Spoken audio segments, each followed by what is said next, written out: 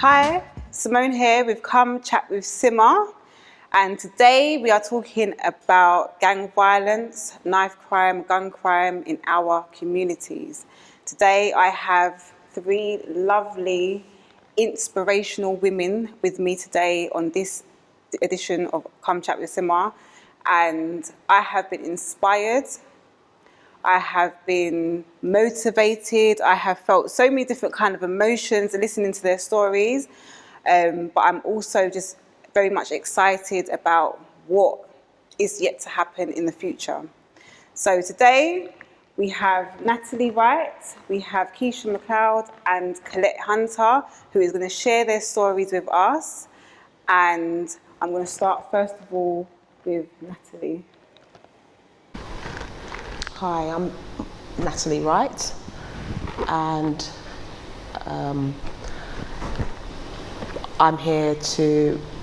why I'm here to talk about this is because for the past, I say, 2 years, my son was a victim of attack of knife crime in the Lewisham borough, and that's because we moved here.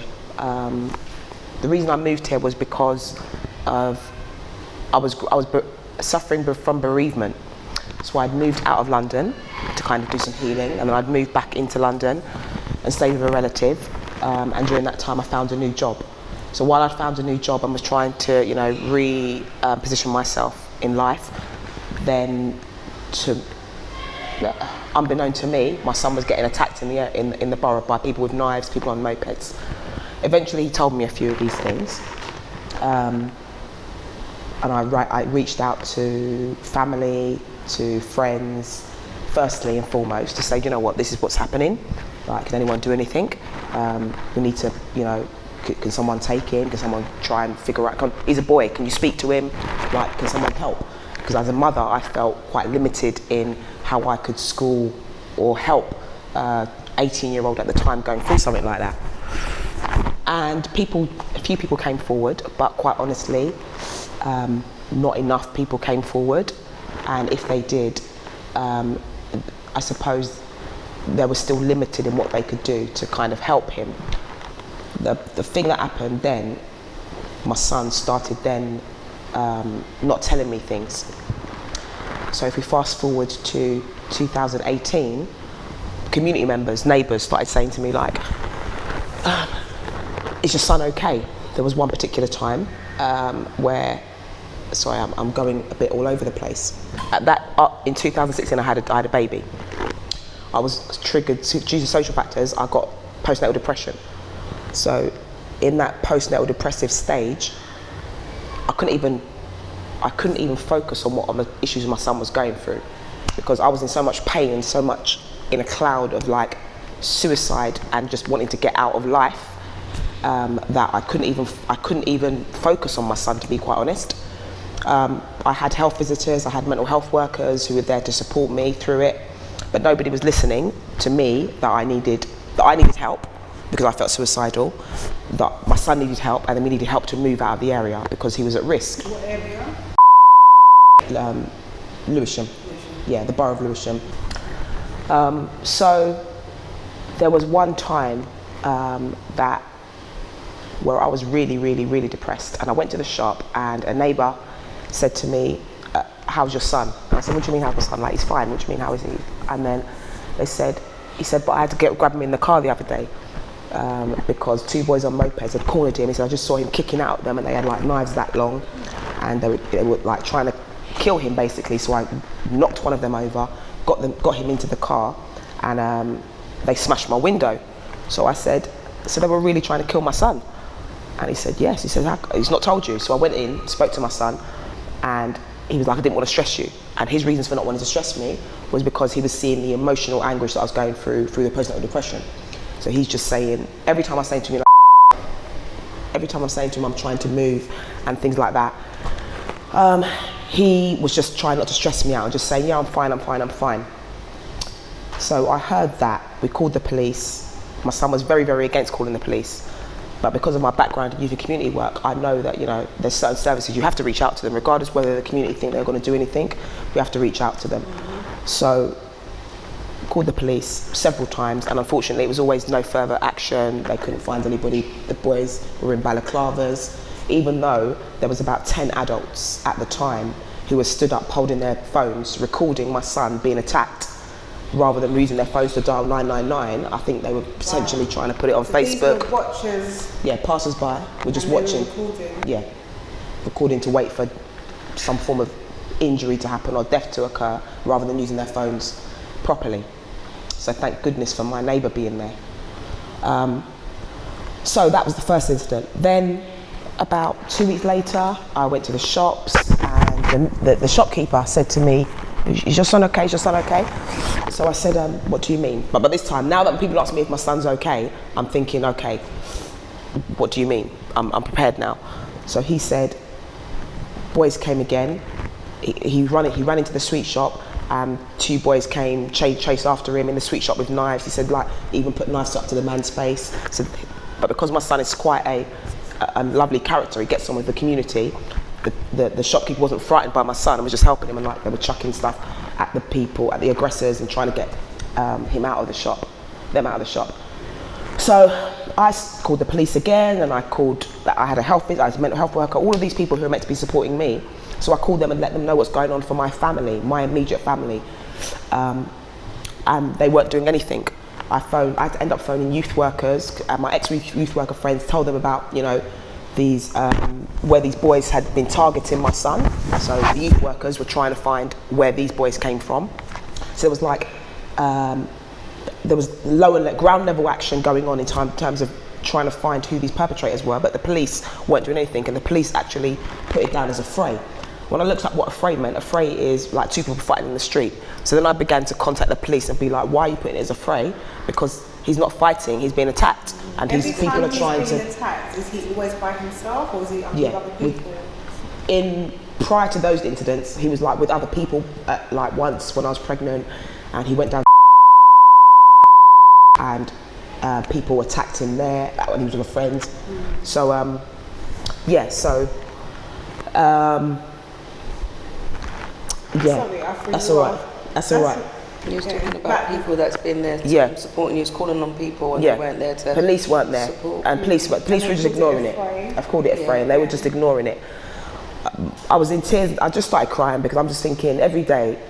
I just started, you know, going a bit mad on Facebook and like typing things, and I felt like I was going crazy because I just really thought that I was going to have to lay some flowers for my son on outside the corner shop, and I just thought, you know, I don't want to have to do that, and I don't know how to not make that happen because people aren't listening to me. And if the police are there and they're not listening because there's no evidence, like I didn't know who to go to.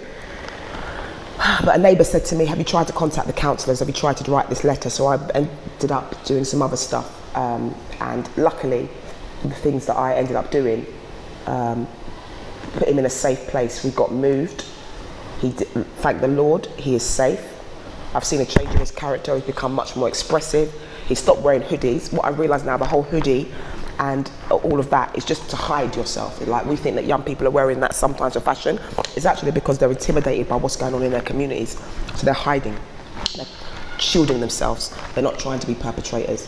And I'm not naive. I have 20 years in youth work, in community work. I'm a mother that checks my son's bags, checks everything. And I know that he was not a perpetrator. He was in the wrong borough at the wrong time, and the younger people who lived in the borough felt that they could run him out by taking his life. But yeah, we worked towards that, and thankfully he's alive. Thank you, Natalie, for sharing your story, and I'm just grateful that you managed to move and your son is now in a better place. So now we're going to speak to Keisha, and Keisha's going to share her story with us. So would you like to introduce yourself, Keisha? Yeah, hi, I'm Keisha McLeod. The reason why I'm here is I had a son, CJ, 14, passed away last year, September the 5th. He was in a park in the middle of the day on a Monday, 3 o'clock. A car pulled up, someone got out, and they let off 2 shots. 2 people got shot. 17-year-old in his leg, and my son got shot in the back of his head.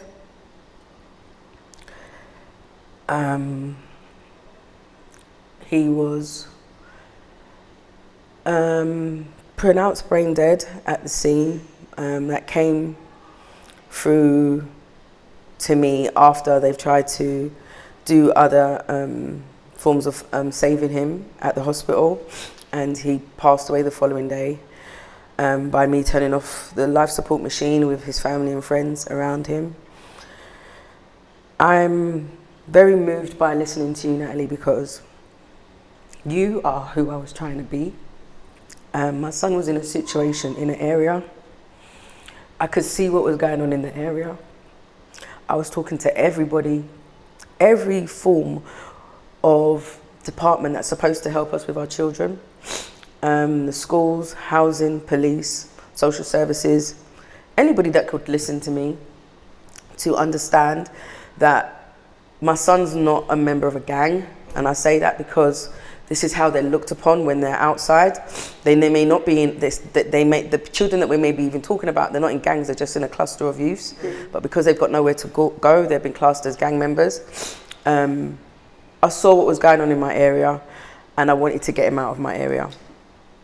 So the journey that I had up until September was really fighting the system, fighting society in the community, because people are trying to bring my son into situations.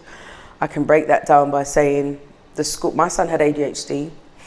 The school that he was in saw him as a problem, and I can say that now because a serious case review has been done on my son, and which is basically a report that's done from he was in primary school to the day that he passed, advising you of all the services that was provided, how good they were and how bad they were, and it confirms, just like I've been saying through, because I was going through it, that school didn't care for him. They just saw him as a problem and wanted him out. Once he got to secondary school? This was secondary school. Primary school, he was fine. They were very accommodating.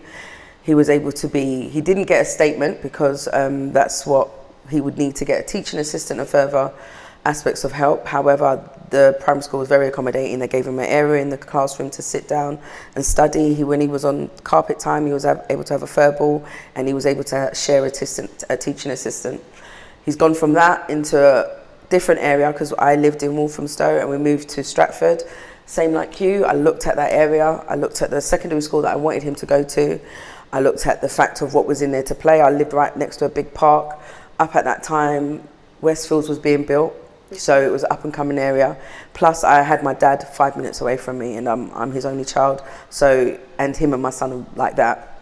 We're like that. So it was about, I thought this place was going to be good, and it wasn't, and I saw it for what it was.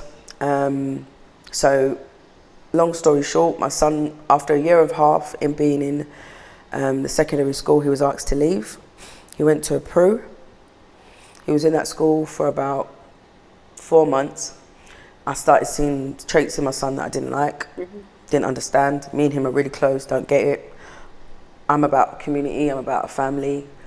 I spoke to my brothers, my dad, this is what's going on for him. We need to tackle this, and we did.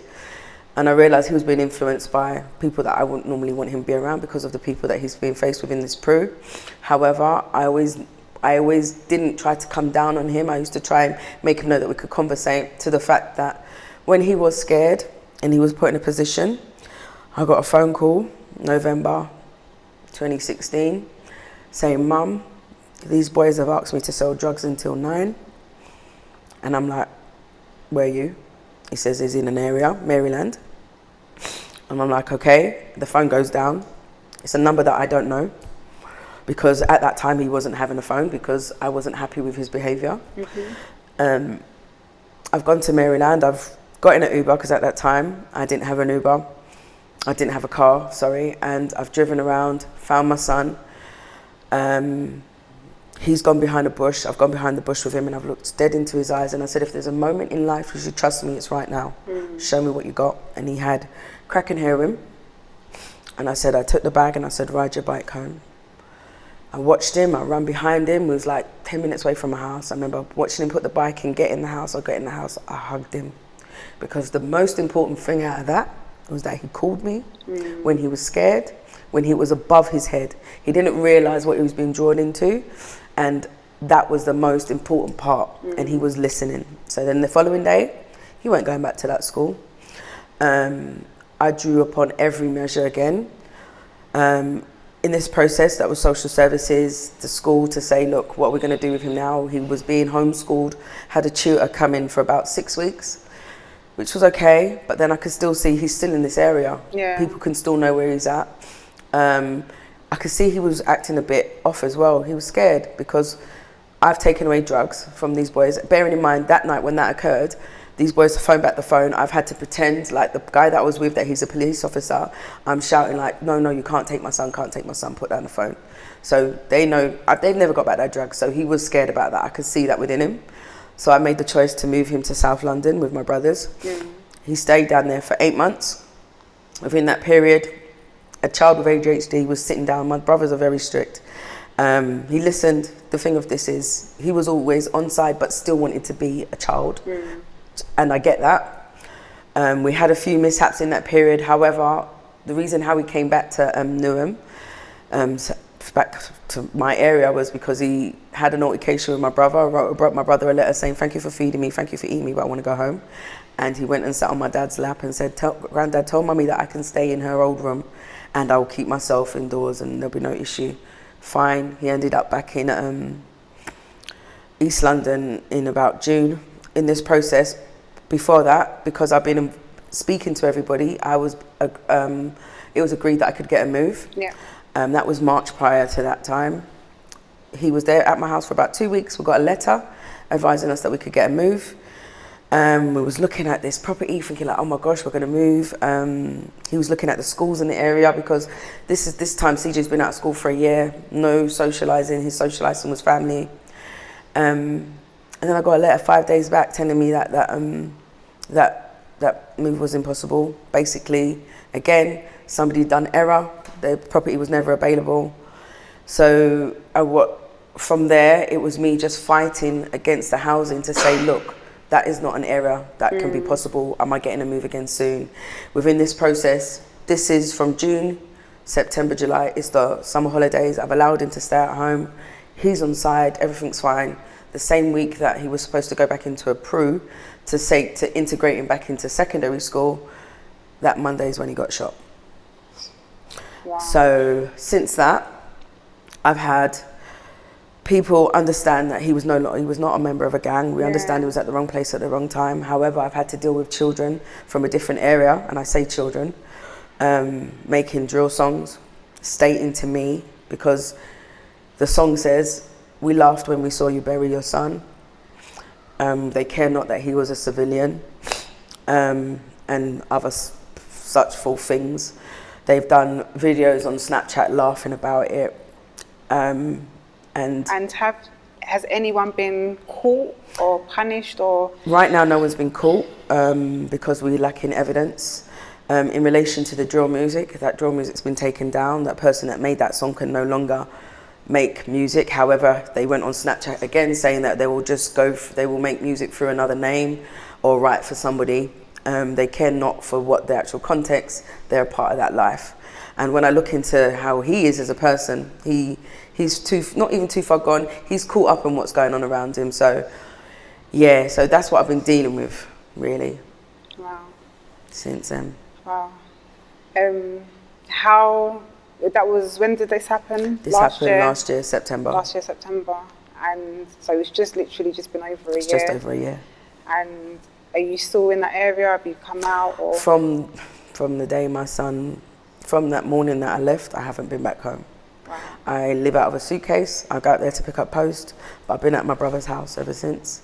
Thankfully now, I've been granted my move. Wow. So I'll be moving shortly. All this time later? Yeah. That is crazy. 2 years. That is crazy. And the support system has failed another child yet again because you were screaming for that help. I was screaming. It was all about the prevention, what I could see happening. And the way I see it, there's two things. I saw what was happening and I wanted to change that. But then this happened and now he's not here. Yeah. Thank you for sharing your story. We now move on to Collet. Collet, please, could you share your story with us? If you introduce yourself to the Good camera. evening, everyone. It's an honor to sit with these mothers here tonight. Natalie, Keisha.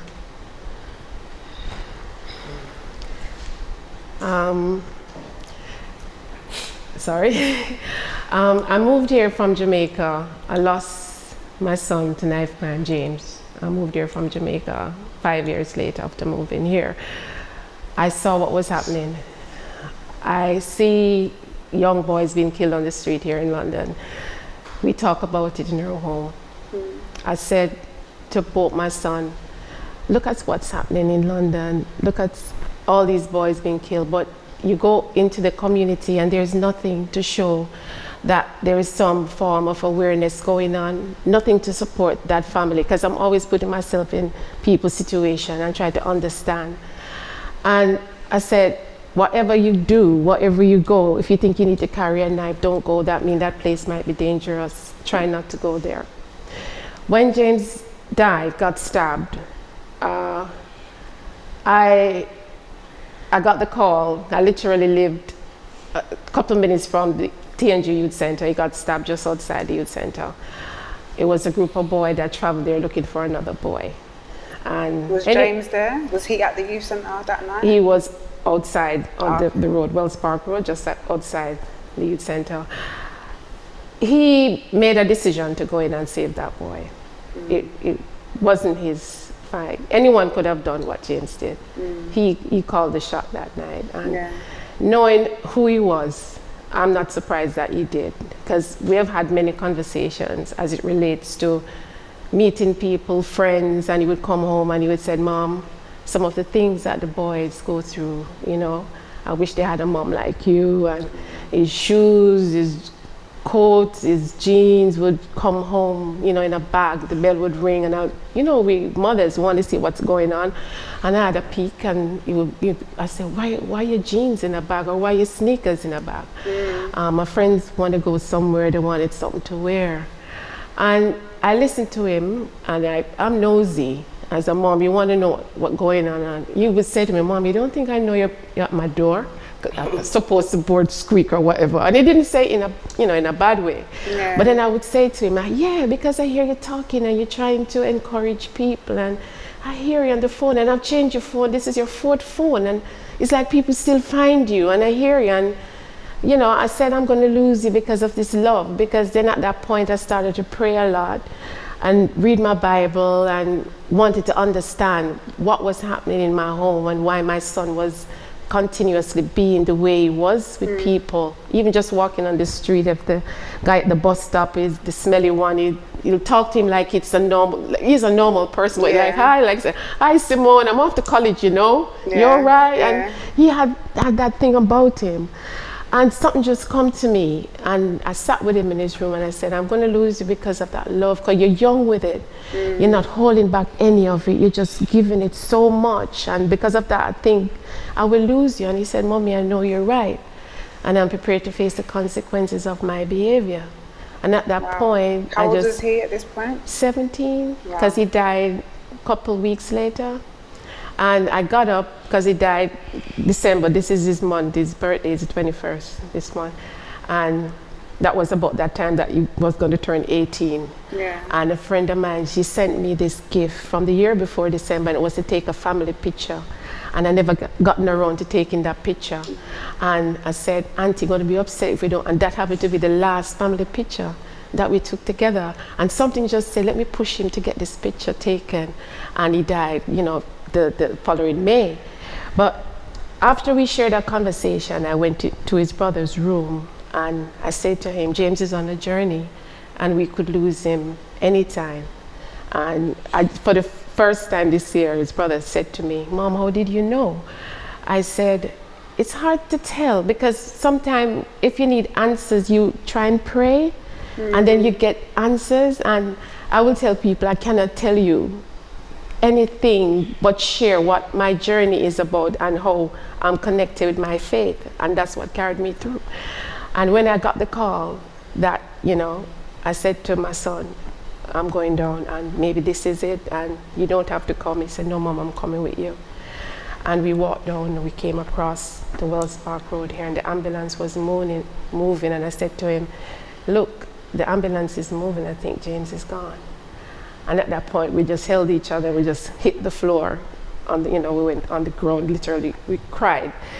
I went over to the police and I said, I want to go in and see him because I'm sure if I go in and I say, get up, James, he would probably get up, he'd probably, And they said, no, the way that you saw him earlier is not the same way he's looking because we tried to save his life. No, he got stabbed in his heart. He died, he went straight away. He had so many people around. The mother that came to be the witness at the trial, she said she was there, she was on the emergency team, they were telling her what to do, and another mother said she held his hand and said, your mom love you. There is another young member from the youth center, she was 13 at the time, she gave him CPR. So he had that. So there was a lot of people. Yeah, that's what I'm saying, that anybody could have done what he did. Now, at the funeral, the boy showed up on his bicycle. Yeah. Who, the boy? That James saved. And he came and he said to me, I'm sorry, it should have me lying there, not your son.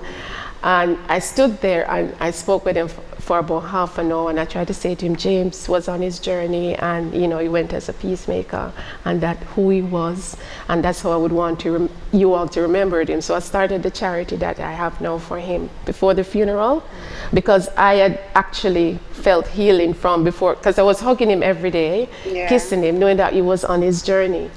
And at that point, with the amount of people that were coming up to me to say, young and old, young men, young boys from the community, who are we going to talk to? He's not here.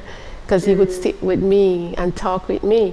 And then by talking to these individuals, I realized the stories that he would come with me without names. I could put the names to these people. I could put the names to the homeless one, the one that he was going to take back to college with him. Then I said, oh, so you're the one he was going to take back to college. So and he says, through this time, James had been coming home, telling you about these people. You don't even know who they are. Yes, and I didn't know who he bring for dinner, that they were actually a homeless person. And even the old person that my friend that was traveling from Stratford to see me had a random conversation with this old lady. And she said, oh, my friend, he's dead, And I said to her, how did this lady know to talk to you about James and you're coming to see me? It's like a message, like this is something beyond me. And then what helps me to deal with the fact of his death is the dreams. The dreams were nonstop. It helped me in so many ways. The first visit to the scene after he died, he was around a table with all black boys in white.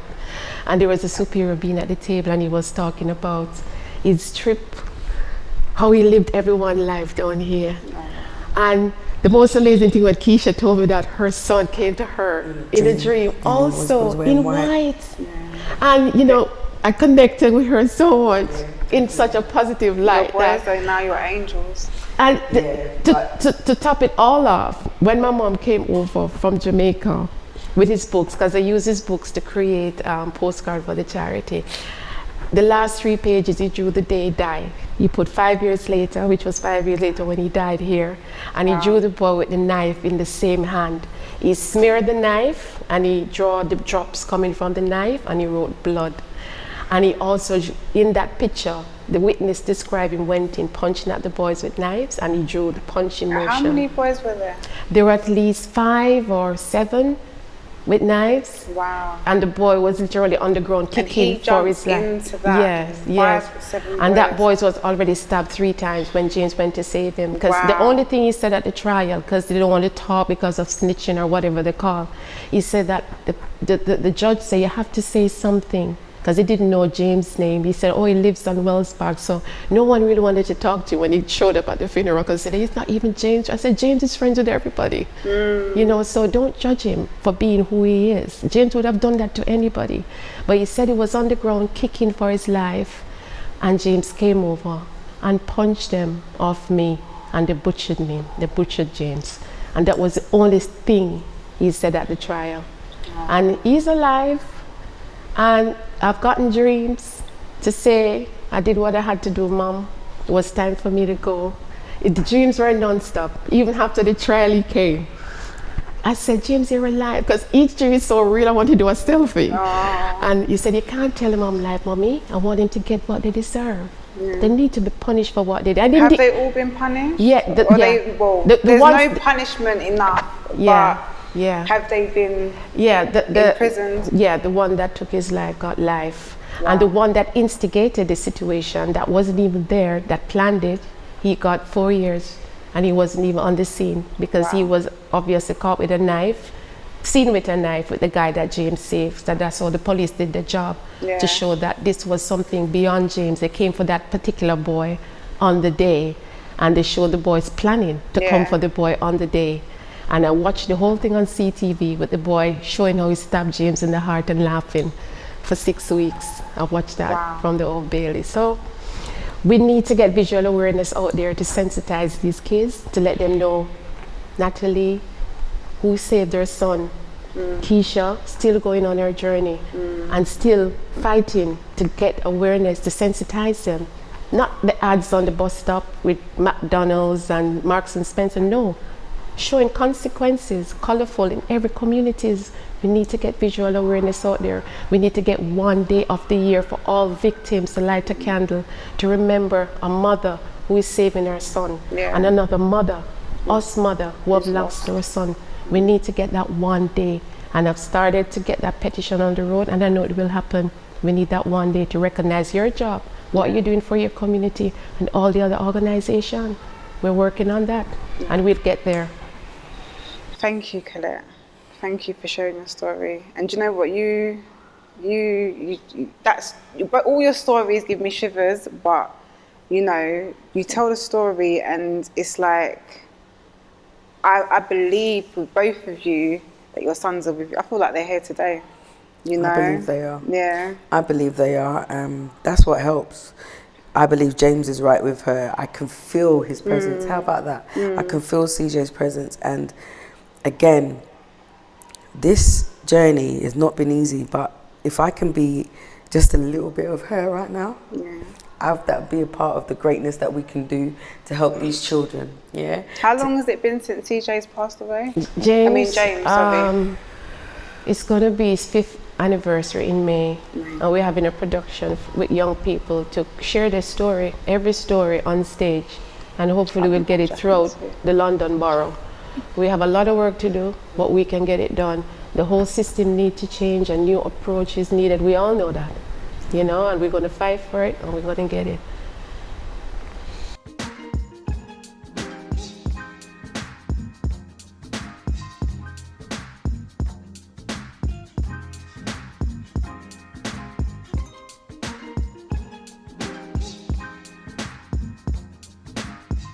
Ladies, your stories, I don't know, like there's no way that I can imagine what you've been through or what you're still going through.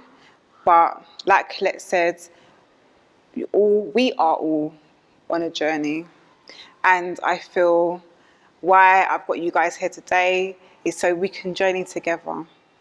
So I want to just know more about what is happening next. What are you guys doing now? How are you guys coping? You know, Natalie, tell me what are you up to? How are you coping now? What's next for you? Coping. I'm in a good place. I'm in a very good place now. Since we moved, I got baptised because I felt so blessed that my son is alive, and I just wanted to recognise that blessing with God, because as we obviously know, there's many children who are taken too soon or are taken at the right time if it is their journey. So I felt blessed. I felt really, really blessed, and I decided through prayer to get baptised. And then through the prayer and through my experience, I just felt the need to do something back for the community. One, because I'd had so much input from the community in terms of telling me as a mother, you know, the old school old-fashioned community behaviour of saying, I know that child, I know that mum, come on, let's help. Yeah. The shopkeepers calling me, people on the street telling me what's going on. Yeah. And that was your most support, probably, That was, like, at the that time. was the support. Yeah. That was the support at the time. The community really supported me. But the fact that it doesn't happen everywhere, and the fact that I know that other parents are going through similar things, I decided to set up a project. I've had my own organisation anyway. It's called Next Steps Youth Association. And I decided to get up a project called Reclaim, and it's about reclaiming the streets, reclaiming our youth, reclaiming the community. And it's about supporting victims of crime, victims of knife crime, and communities and parents who have been impacted by knife crime. Because I think, as Collet quite rightly said, there's no awareness. We're getting 131 deaths since January. And there's possibly going to be another one before Christmas. I'm waiting to hear something else happen before Christmas or before New Year's. And what happens is, unfortunately, we've become so desensitized to it. Some people have become desensitized to it, that we're going to hear the 132nd one and it's going to go over your head. And you're going to watch the news for that moment, and then 3 minutes later, it's going to go over your head as a community and society. But as for the parents and for the next door neighbour and for the grandparents and for all of those people, it's not going over their head. They're dealing with it day after day after day after day. So the project I've got is an early intervention project to listen to the needs of a parent who is saying, I can see that my child is a victim of attack. I have been told that my child is a victim. The school have identified certain behaviours, changed in behaviours. The school have sent him to a PRU, and I now know that the PRU, he's meeting people at the PRU, he or she is meeting people at the PRU that are not a good influence on him. Yeah. The process of early intervention around youth and community work is that we look at all the different effects and impacts upon that young person and upon that family, and that's what the Reclaim model is going to look at. It's going to give support. I'm going to work with, I've already got some funding through, and I've already been given a base at the Young Ewisham's project to start it from. Today I actually went there and confirmed that we can start in January. Another organisation has donated match funded 2,500, and that's going to go directly towards activities with young people who have been victimised. Because what happens when they're victims, as I said, they wear their hoods. Their parents keep them inside for safety. They're becoming isolated. So it's about providing those activities. So the project will provide one-to-one support for 20 hours a month for the young person, one-to-one support for 20 hours a month for the mother, because the mother or the parents go through that same struggle, knowing that their son is at risk. It's not just about the young person, it's about the wider family. Parents definitely need support. And then what I would do is then refer them off to the other agencies, because not every parent can write a letter, because I wrote letters to the MPs, to councillors, and that's how I started to fast track what's happening in my situation. But not every parent can do that, and not every parent can, remove that pressure and that load from themselves to think I need to sit at that computer and write something, because their mind is too fuzzy. So I and my volunteers are going to be the advocate for those people who are unable to do that and give them a bit of support. I've already started working with one young person, a mother whose son was moved into an area up here, in a particular school. They've been beaten up, broken ribs, broken wrists. She's moved him from the school. The school weren't listening to any of the concerns that she had. They're saying it's not an issue because it's happening outside of the school, even though the boys of balaclavas are approaching the school grounds. They're saying it's not happening in the school grounds, we've got nothing to do with it. So she removed him from the school for 3 months. I've been working with her just in a short space of time. I've been working with her and helped her to kind of emotionally detox herself, really, get a bit of support from me. Offered her son mentoring support, but at the moment he's refused it because he's quite depressed. He's at that stage of depression, so we're working on kind of getting him the support that he needs, but I've been supporting her emotionally, and she's moved into a different borough, and we've got her on a waiting list she's done a lot of work herself, but we've got her on a waiting list for another school. So he's happier, she's happier, she feels safe. It hasn't solved the problem about what's happening in the borough that she needed the safeguarding issue from, but it's as a team, with Next Steps and Reclaim have safeguarded her and her family. That's right, yeah. And the project is basically identifying that safeguarding begins from that first point, from quite early down the line. A victim can be alive. And what I was finding when I was ringing up different organisations, that's the point I forgot to say. When I was ringing up different organisations to get help, they were only helping if someone was dead or critically injured. And he didn't meet those things. So and that's why. Are not, seems like you both had problems with the secondary schools, because it's like no one. Are the teachers motivated? The teachers are motivated. It is about. It all goes back to cuts. Do they know how to help children? Do they know how? Are they skilled enough? Do you think so? Yeah, it just goes back to cuts. Yeah. Because I've worked as a youth and community worker. I've worked in schools, and I've worked alongside many of the schools in Lewisham Borough. Yeah. But because people are having cuts, they're cutting certain departments of schools where schools would be focused in this. They need to then refer them on to external agencies. So schools have a system in place, but if there's not other external agencies which can support that system, then their only system is a pupil referral unit. Right. Because in the pupil referral unit, they do meant to have like emotional support workers, but it's all to do with cuts and paperwork for schools. It's not about blaming. When I think of a pupil referral unit, I think that it's a gangster place. Like for me, I ain't trying to go to try and even drop off a child there, because it really looks bad. horrible. It depends which one. When I walked into when I remember going there for a meeting, and I'm just seeing kids being patted down, metal detectors, smoking as they walk in, attitude, the environment, the fact that there's a police officer outside sometimes, and then seeing other kids hang out outside, I made sure that I was either picking him up, taking him, or bringing him back home because of the environment. However, there was a period when I didn't. And that's how aspects come in. So I definitely see what you're saying there as well. Yeah. It's not about generalising. Yeah. I think with pupil referral units, like there's many in this borough, the Lewisham Borough as well, that are really, really good. And it's pupil referral units aren't the answer, because they are holding too many young people with the same problems. Yeah. So they're not the answer. They are going to create more problems than they're going to solve. But they're not the problem.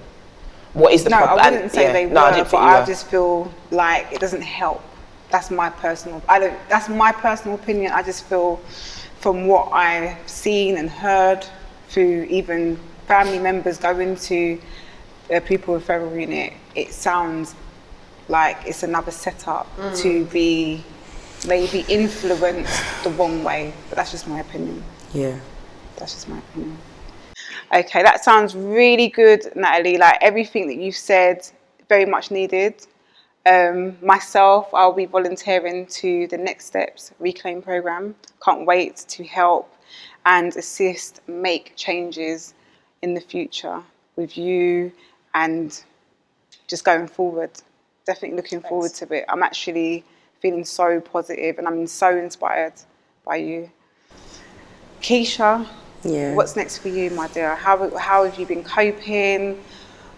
What do you feel you want to do, or what are you doing?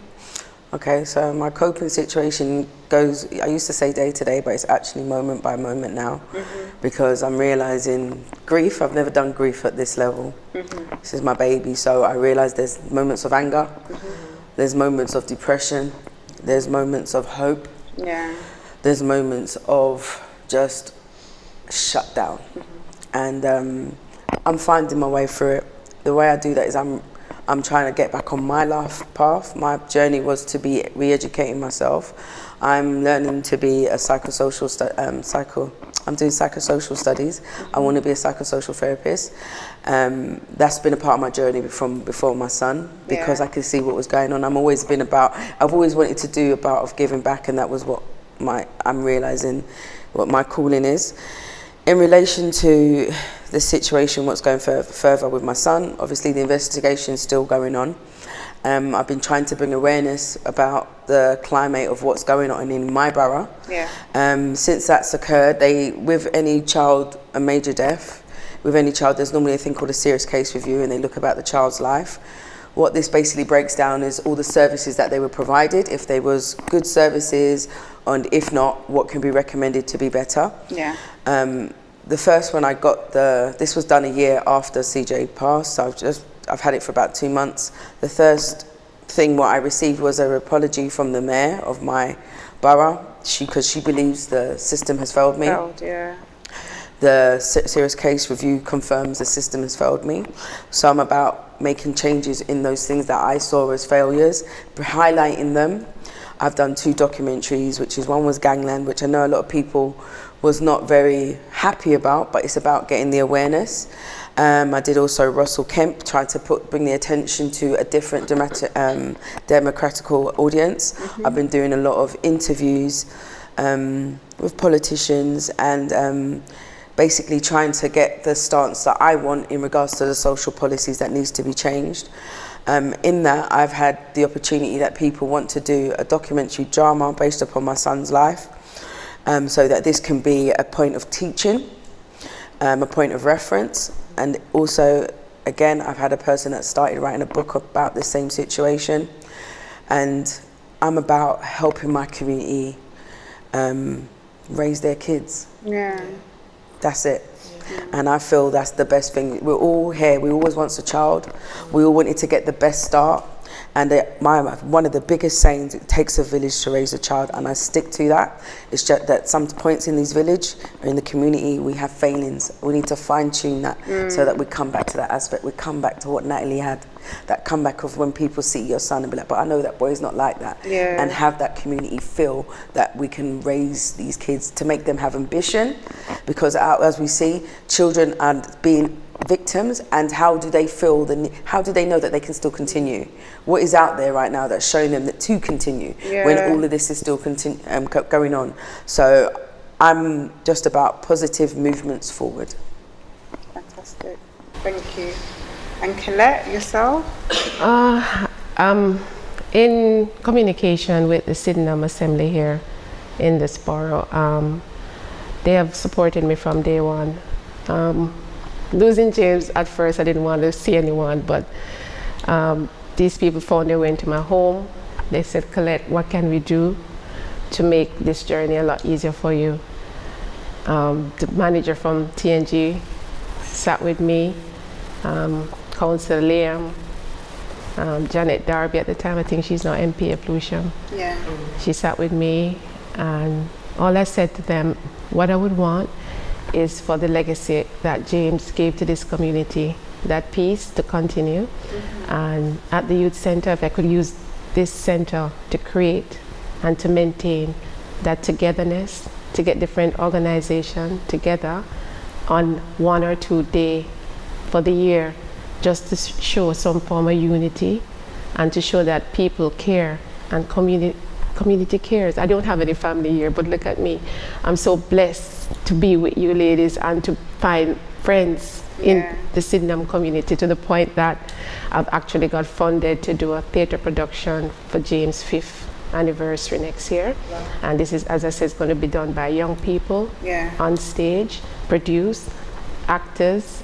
It's all about the young people, their story, and they're going to be the one showing this to the community themselves, what they feel about gang life, what they feel about knife crime, how it affected them, how they want to grow from this journey. As I personally feel that awareness is the way forward, because that was what James and I spoke about. I said, look, there's nothing to show that a community is in unity. There's nothing to show colorful reminders showing the consequences. Hence, we got our little daisies here tonight. I think I gave everybody one to wear. And it's just to show awareness, just to say that I know that knife crime exists. I probably lost someone to knife crime, or I know somebody that died from knife crime. What are you doing about it? Did you know that there's a campaign going on? Do you know Natalie from Next Step? Do you know Keisha? And this is how you share what you know, awareness, visually, by sharing. This is what this daisy represents, victim of knife crime and violence. And what keeps me going is the fact that every time I do something, the community is right there with me. And I also get inspired by meeting people that share story, showing that there's hope. I've started to write a book, hopefully to get it finished on James' 5th anniversary. 5 years later, Memoirs of a Mother's Diary. And what it is, it's little sketches, pictures of him, you know, like Christmas time with a little reindeer thing on, and I write a little poem underneath. So it's a very child-friendly book. Hopefully something that they could probably use in school, or it could be in the library to say, look, this is a mother's book, a memory of her son who died from knife crime, but look at the beautiful memories. Yeah. Look at this silly picture of him. Look at him on a pony. Look at him kissing the dolphin, you know, to show that this is a child that was loved, and he gave love, and we lost him in that process. But the memory of peace and giving is something that should always be here. And I've started a workshop. It's called Healing 1-to-1. And what it is going to be in schools, in organization, in the community. It can be given to community in community meetings, even at your workplace. And all it is, it's sharing my journey, my spiritual journey, and activities that actually join you with the next person that you're sitting with.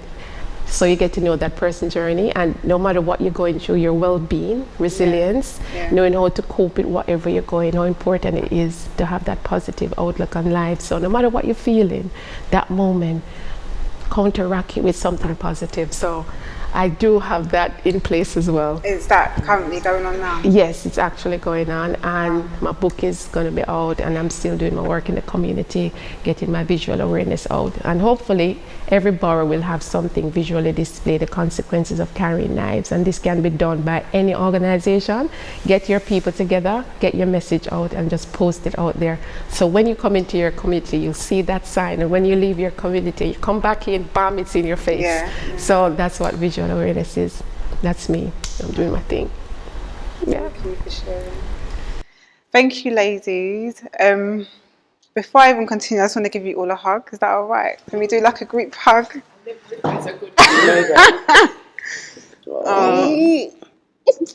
Thank you for taking the time out to share your stories with myself and to use my platform to share it.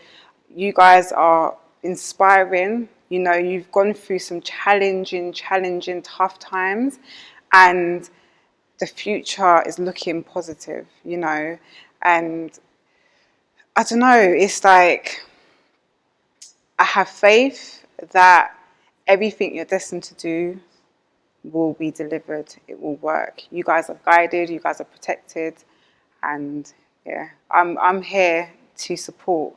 And I would like to add that I'm going to put all your contact details in the description. People, if you feel like you want to get in contact with these mothers, see if you can support in any way, advise in any way, or just share some love and light, please do contact these ladies. Or refer.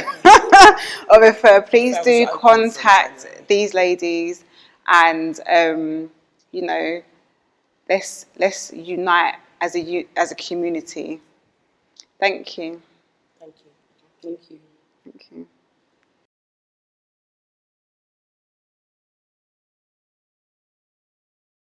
You're going to have to subscribe, turn on your notification bell, tell a friend to tell a friend, share it, like it, and all of these things. Follow the links below, and until next time, peace and blessings to you.